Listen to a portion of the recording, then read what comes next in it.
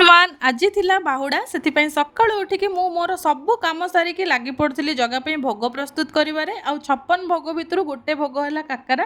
ତ ଭାବିଲି କାକରା ବନେଇକି ଆଜି ଜଗା ପାଖରେ ଭୋଗ ଲଗେଇବି ବୋଲି। ତ ମମି ବି ମୋତେ ଏଇଠି ହେଲ୍ପ କରିଦେଉଥିଲେ କାକରା ବନେଇବାରେ। ଆଉ ତା ଭିତରେ ଏଇଠି ରେଡ଼ି ବି ହେଇଯାଇଥିଲା ସବୁ କିଛି ଛାଣିବା ପାଇଁ। ତ ମୁଁ ଅଲଗା କରିକି ଛାଣି ଦେଇଥିଲି ଯେଉଁଟା ଭୋଗ ଲାଗିବ, ଆଉ ଅଲଗା କରି ଛାଣିଥିଲି ଯେଉଁଟା ଘର ଲୋକ ଖାଇବେ ବୋଲି।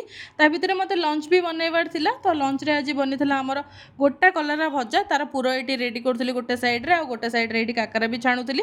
ଆଉ ମୋତେ ନା କାକରା ଠାରୁ ଏଇଟା ବିନା ପୁର ବାଲା ଯେଉଁଟା ସୁଜିରେ ଖାଲି ହୁଏ, ଯେଉଁଟାକୁ ଆମ ଆଡ଼େ ସେକା କୁହନ୍ତି, ସେଇଟା ମୋତେ ଅଧିକା ଟେଷ୍ଟି ଲାଗେ ଖାଇବା ପାଇଁ। ତ ସେଇଟା ଏକ୍ସଟ୍ରା ମୁଁ ଟିକେ କିଛି କାଢ଼ିକି ରଖିଦେଇଥିଲି ମୋ ନିଜ ପାଇଁ।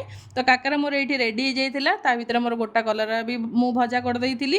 ଆଉ ଘରେ ନା ଯେବେ ବି ପଖାଳ ଥାଏ, ଆମେ ଶାଶୁ ବୋହୂ କେବେ ବି ମିସ୍ କରୁନା ପଖାଳ ଖାଇବାଟା। ଆଉ ଦୁଇ ଜଣ ଏଇଠି ସାଙ୍ଗ ହେଇକି ବସି ପଡ଼ିଲୁ ପଖାଳ ଖାଇବାକୁ। ଖାଇସାରିଲା ପରେ ଟିକେ ରେଷ୍ଟ ନେଇକି ମୁଁ ବାହାରିଲି ମୋ ଜଗାକୁ ଦେଖିବା ପାଇଁ। ଆଉ କଥାରେ ଅଛି ନା, ମନ ପବିତ୍ର ଥିଲେ ଗଡ଼ିଆ ଗଙ୍ଗା। ସେଥିପାଇଁ ପୁରୀ ନ ଯାଇପାରିଲେ କ'ଣ ହେଲା, ଯଦି ମନରେ ଭକ୍ତି ଥାଏ ନା, ଶ୍ରଦ୍ଧା ଥାଏ ନା, ତ ଜଗାକୁ ଯେଉଁଠି ଡାକିଲେ ବି ସେ ନିଶ୍ଚିନ୍ତ ଆମ ଡାକ ଶୁଣିବ।